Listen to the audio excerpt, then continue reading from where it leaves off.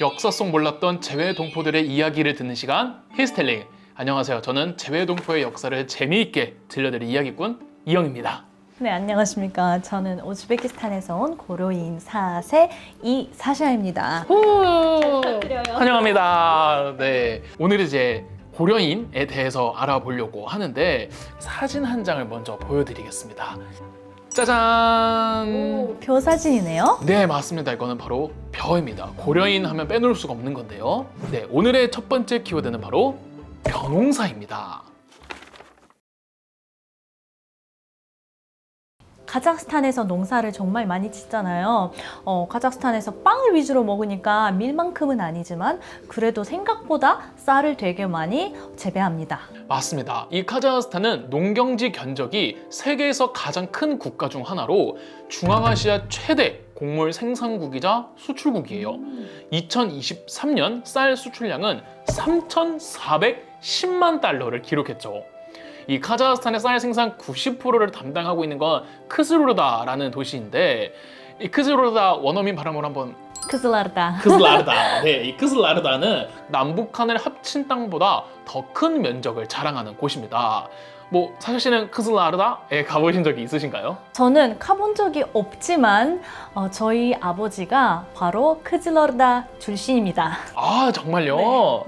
네, 이 사진이 바로 크스로르다에 있는 기념탑인데요. 사실 이 크슬라르다는 농사를 지을 수 없는 땅이라는 거 아시는가요? 완전 황무지였다고 들었어요. 네, 맞습니다. 이 크즈로르다는 강수량이 연 300mm밖에 안 되고 또 연교차가 큰 대륙성 기후거든요. 굉장히 건조한 곳인데 얼마나 건조하냐면은 유목민족이었던 카자흐인들이 양치기할 풀도 없을 정도였다고 합니다. 그럼 크슬라르다가 중앙아시아에서 제일 가는 벼농사 지역이 됐다니 이거는 가능한 일인가요? 풀 한 폭이 없이 척박했던 크즈로르다는 바로 고려인들에 의해 비옥한 옥토로 바뀌게 됩니다. 이 고려인들이 관계 수로를 파서 아라레로 흐르는 시르다리아 강물을 끌어들였기 때문인데요. 고려인들은 그 땅에 피땀을 흘려 벼농사를 성공을 시켰던 거죠. 역시나 고려인들의 의지는 정말 대단한 것 같습니다. 사실 배경 안에는 아픈 역사가 있잖아요. 네, 맞습니다. 이 고려인들이 황무지를 맨손으로 개간할 수밖에 없었던 이유가 있는데, 두 번째 키워드 한번 보겠습니다. 크죠, 사진이? 오, 지도인데? 근데 뭔가 벼실에 있어요. 아실 것 같은데? 이게 혹시 시베리아 횡단절도 아닌가요? 맞습니다. 네, 이 시베리아 횡단철도는 아시아와 유럽을 연결하는 철의 실크로드라고도 불리는데요. 하지만 1937년 17만 5천 명의 고려인들이 연해주에서 중앙아시아로 강제 이주됐을 때 탔던 열차이기도 합니다. 고려인들은 약 한 달간 무려 6,000km를 이동해 중앙아시아의 10개의 지역으로 뿔뿔이 흩어졌습니다. 왜 이들은 강제 이주될 수밖에 없었을까요? 그 이유에는 크게 두 가지가 있습니다. 첫 번째는 이제 정치적인 이유 때문이죠. 국민들도 많이 아는 것처럼 그 당시 일본은 연해주를 침략하기 위해서 많은 친일 단체를 조직합니다. 일촉즉발의 위기였었습니다. 1930년대 상황 자체가. 연해주에 살고 있는 조선인들이 일본의 그 스파이, 첩자가 될 우려가 있기 때문에 국경 지역에서 가장 먼 중앙아시아 지역으로 이제 이주시킨다라는 그런 정치적 이유. 이 고려인들을 태운 열차가 처음 도착한 곳은 카자흐스탄의 우슈토베예요. 당시 기온 영하 40도였고요. 이 기차역에서 5km가량 떨어진 바스토베 언덕에서 첫 겨울을 지냈다고 합니다. 이후 고려인들은 중앙아시아 전역으로 뿔뿔이 흩어졌습니다. 대부분이 이제 카자흐스탄으로 옮겨졌고, 그 외에도 우즈베키스탄, 키르기즈스탄, 타지키스탄, 러시아 남부의 아스트라한 등 중앙아시아의 벽지 10곳에 고려인들을 분산 배치를 했습니다. 다른 열차에 탔던 가족과는 당연하게도 생이별을 할 수밖에 없었죠. 근데 연해주에서 뭉쳐 살았던 고려인들을 왜 10개 지역에 뿔뿔이 떨어뜨려 넣었을까요? 오늘의 세 번째 키워드 사진을 네. 먼저 보여드리겠습니다. 오, 사진 여러 장 있네요. 네, 뭔지 감이 오시나요? 아, 네, 넘밭도 있고 건물도 있고 농부들도 있네요. 네. 오늘의 세 번째 키워드는 소련이 농민들에게 강제했던 집단 농자 코로스입니다. 일본의 침략을 대비한다는 명목으로 고려인들을 이주시켰지만 숨은 내막이 하나 더 있었습니다. 바로 고려인들을 동원해 농업을 발전시키려고 했어요. 이 코로스가 등장하고 얼마 안 돼서 고려인들도 강제 이주를 당했죠. 근데 왜 죄 없는 고려인들은 그 먼 길을 가서 농경지 개발에 동원돼야만 했을까요? 이 경제적 이유가 있는데 1930년대 초에 카자흐스탄 대초원을 비롯해서 중앙아시아 일대 전역에 발생한 대기근에서 시작이 됩니다. 사샤 씨도 들어보셨죠? 카자흐스탄에서 카자흐스탄 닭이 아시득이라고 합니다. 거의 150만 명의 사람들이 야사한 정도로 대기근이었죠.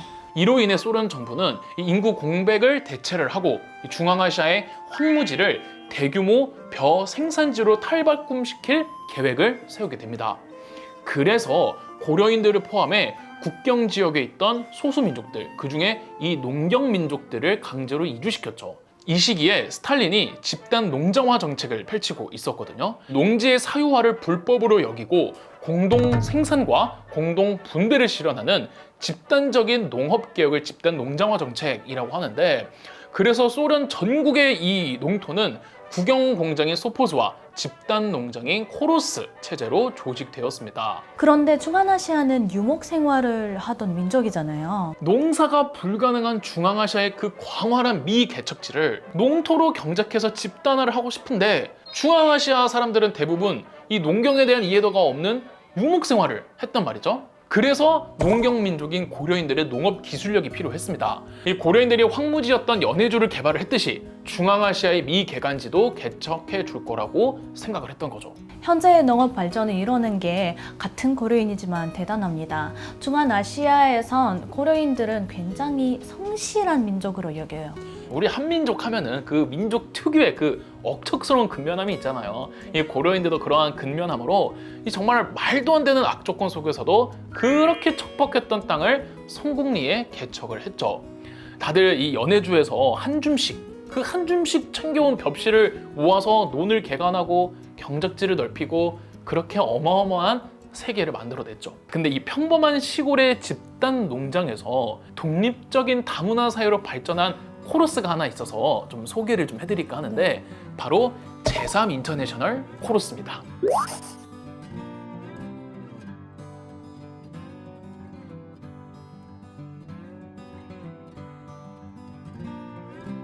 이 제3 인터내셔널은 크스로르다에 있는 코러스예요. 무려 300석 규모의 문화회관이 있고 학교, 도서관, 영빈관도 있대요. 아니 어떻게 이렇게 그 작은 마을이 큰 마을이 될 수 있었을까요? 잘 모르겠지만 아마도 우리 고려인들은 의지 덕분에 그렇게 되지 않았을까 싶습니다. 그것도 맞는 말이고요. 이 농장이 무려 12개의 다민족으로 이루어진 코러스이기 때문이에요.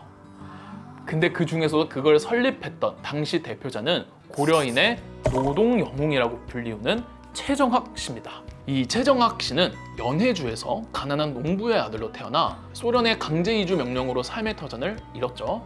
이 중앙아시아에 도착을 해서도 마을 대표로서 슬픔에 빠진 사람들을 다독이면서 제3 인터내셔널 벼농사 코러스를 만들어 나갔습니다. 이 최정학 씨는 늘 주민들의 편의를 걱정하고 무슨 일이 있든 솔선수범을 했다고 합니다. 또 최정학 씨는 교육에 중점을 둬서 코러스 내에 가장 먼저 중등학교부터 세웠어요. 그래서 김 니콜라이 상원 의원부터 해서 배우리 박사 등 코러스에서 정말 많은 인물들이 배출되는데 큰 역할을 했죠. 그 영향을 받은 마을 주민들은 뭐 누가 먼저라고 할 것도 없이 서로의 언어를 배우고 서로의 전통을 공유합니다. 46년간 제3 인터내셔널의 농장장으로 일한 최정학 씨가 돌아가시기 전에 마지막으로 남긴 유언이 있거든요. 이 유언을 사사 씨가 한번 읽어봐 주시겠습니까? 양심에 따라 일하고 민족 간 우애 있게 지내시오. 정말 이분 그대로인 것 같습니다. 네, 그렇죠.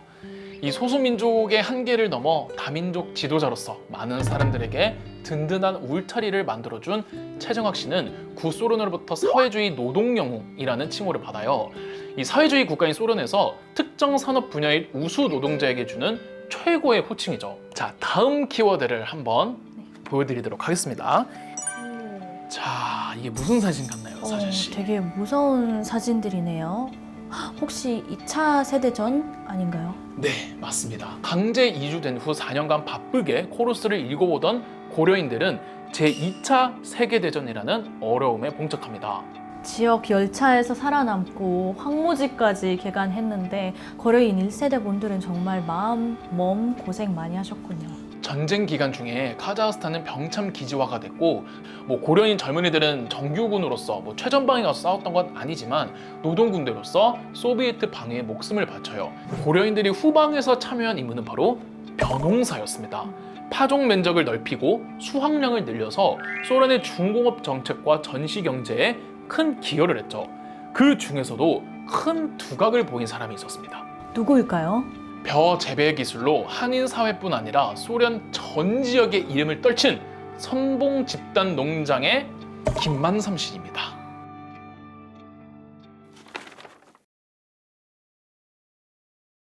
이 김만삼 씨의 농업 기술은 주변 민족들이 감탄할 정도였다고 해요. 규정된 작업량을 2배씩 하고 할 만큼 농사에 대한 노력이 대단했죠. 특히 이 김만삼 씨가 지도하는 벼 품종 실험소에서는 21개의 벼가 실험 재배됐고요.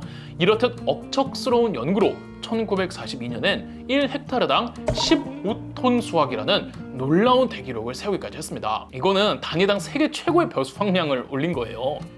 생산 목표를 초과 달성해서 주변 농부들에게 종곡 대차를 지원해주기도 했고요. 이 김만삼 씨의 벼 재배법은 카자흐 공화국 전 지역에 보급이 됐고 소련 당국도 김만삼 씨의 헌신적인 노력을 높이 샀습니다. 카자흐 공화국 최고 소비에트 간부 회의로부터 영예 표창장, 소련 중앙 당국으로부터는 영예 표상 훈상을 받았죠. 와, 정말 멋지신 분이시네요. 이 소련에서 그에게 내려준 벼 농사꾼의 어버이라는 존칭에 따라 그가 농사짓던 이 칠리 구역을 벼 재배의 수도라고도 부릅니다. 정말 벼농사의 개척자시네요.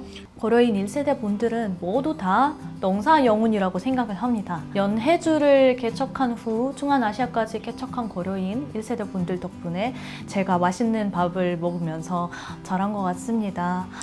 자별 없이 당당하게 살아올 수 있게끔 만들어주신 우리 할아버지 할머니께서 너무나 감사드려요.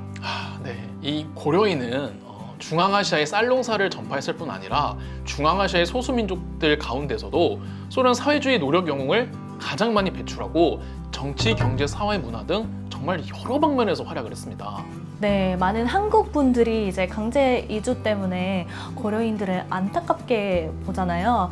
근데 고려인들은 현재 중앙아시아 내에서는 가장 존경받고 지도적인 위치에 있는 민족이라는 사실을 다 알았으면 좋겠습니다. 네, 이 자랑스러운 한민족들의 역사는 우리 대한민국 국민들도 다 함께 아파하고 다 함께 기뻐할 수 있게끔 앞으로도 우리 고려인들에 대한 많은 조명이 되었으면 하는 바람입니다. 사샤 씨, 오늘 이야기 어떠셨나요? 저는 정말 좋았습니다. 고려인이지만 제가 아는 것도 있었고 그리고 자세히 몰랐던 것들도 있었으니까 오늘은 정말 유익한 시간이었어요. 역사에 화가 나기도 하고 어려운 상황에서 사랑을 베풀고 인간 승리하신 고려인 분들의 이야기를 들으니 저도 자긍심이 올랐습니다. 이 척박한 중앙아시아의 벼농사 시대를 열며 한국사의 또 다른 챕터를 장식해 주시고 빛내주신 우리 고려인 분들에게 다시 한번 감사한 마음 전하고 싶습니다. 오늘의 히스텔링은 여기까지. 다음 시간에 또 만나 뵙겠습니다. 오늘 감사합니다. 감사합니다.